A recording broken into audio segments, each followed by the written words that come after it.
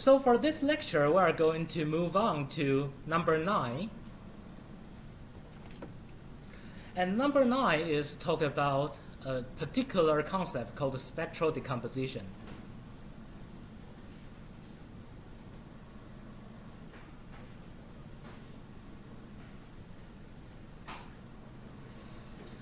And honestly, this one is particularly important for many machine learning algorithms. If you have do some, say, multivariate analysis in statistic, then probably you have heard of something called the PCA, Principal Component Analysis. And there are something else, say, if you are from the numerical computation group, then there are something called singular value decomposition, and it is equally important for many different fields. And for many manifold learning algorithm, you also need to use this spectral decomposition. And so maybe you haven't done any manifold learning, but anyway, it's just a particular types of learning algorithm, and it will use a lot of spectral method. So let me just show you how does it look like and what's the feeling of it.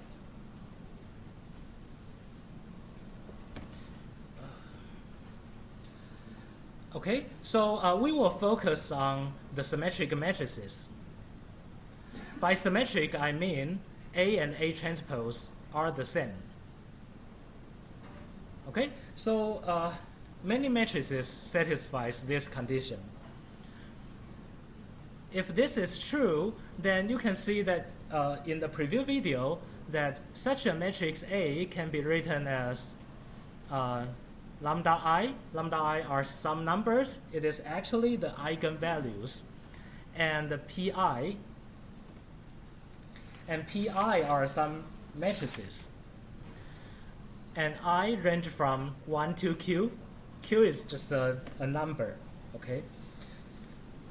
So the goal of this course is try to let you know, here is a concrete example of what I mean.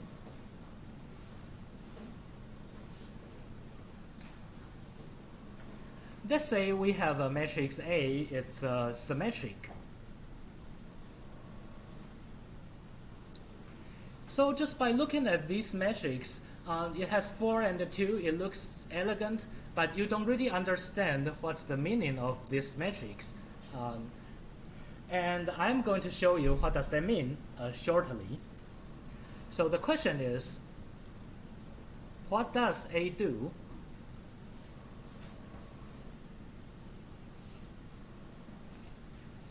By that I mean, if you have a vector and then send that to A times the V, and what is this action? Yeah? Okay. So if by some algorithm, then I told you that this matrix can be written as the sum of these two things.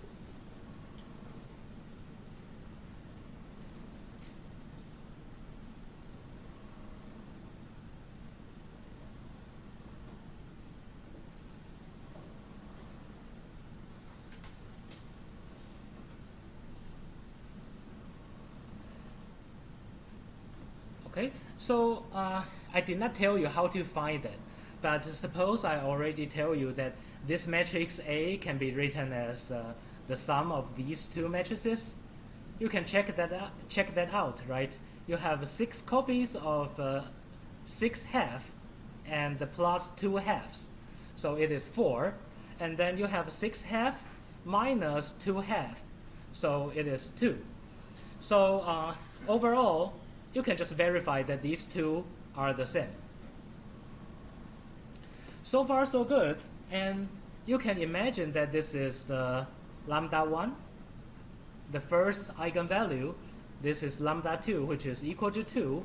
And this matrix is called P1. This matrix is called P2.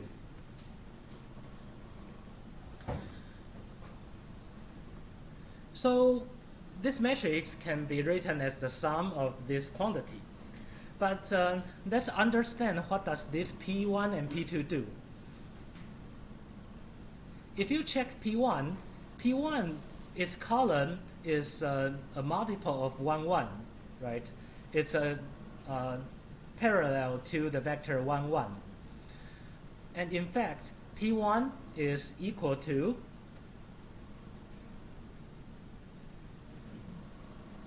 the projection onto this 1, 1 vector. And if you wish, you can normalize it into a unit vector. So this is what does P1 do. You give me a vector, I'm going to make the projection onto this direction.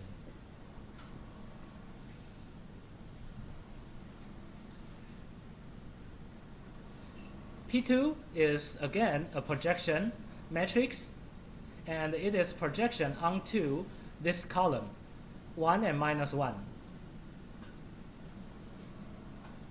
We have done some projection before, right? So you can check that whether what I said is true or not.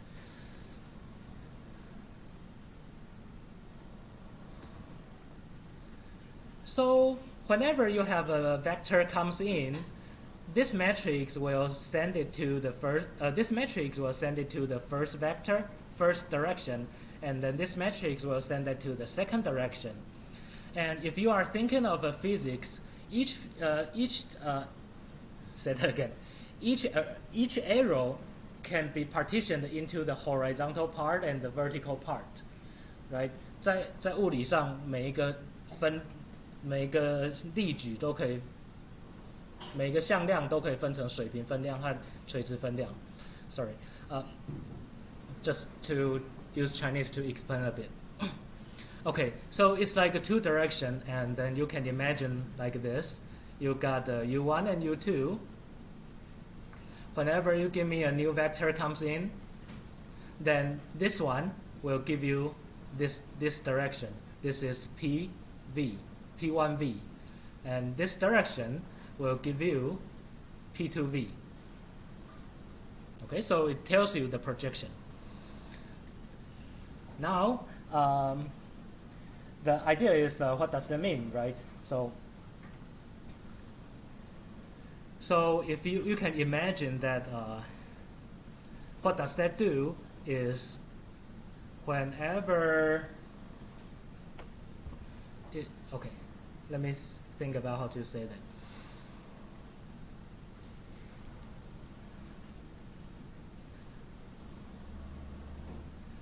Okay, so let's say we have a lot of vectors. We got all the vectors on this circle, right? You got the vector 1, 0, 0, 1, and 45 degree. You have all the directions.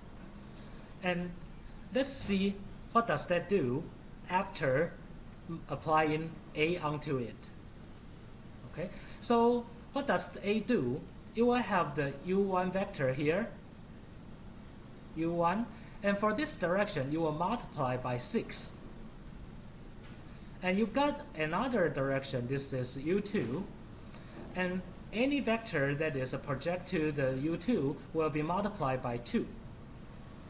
Okay, so overall, what does this do is for this vector it becomes 6 times of that. I don't have space, but it is 6 times of that. For this vector, it is 2 multiplied by that. So overall, this circle will become ellipse, 椭圆. And the outside one is A times V. All the A times V. And that's the idea of this spectral decomposition. It's not just try to make a matrix A into the sum of several things. It is try to tell you that this matrix A can be represented as several directions, and you are going to do the scaling. You are going to rescale this direction by 6, rescale this direction by 2, and that's the meaning of the eigenvalue and eigenvector.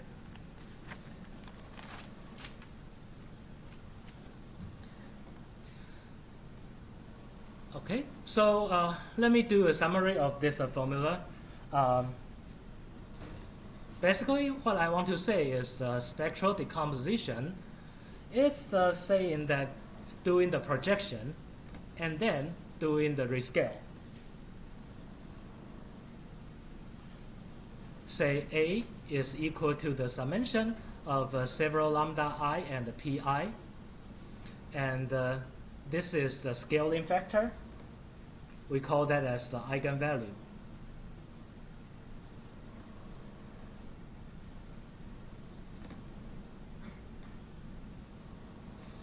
And you can define something called eigenspace. It's collecting all the V such that it is an eigenvector of V with respect to lambda I. And somehow this pi vector, pi matrix, it is the projection onto the eigenspace EI. Anyway, it's just a space and it is a direction. So you have several directions, and then you will project to direction 1 and then rescale that, project to the direction 2 and then scale that.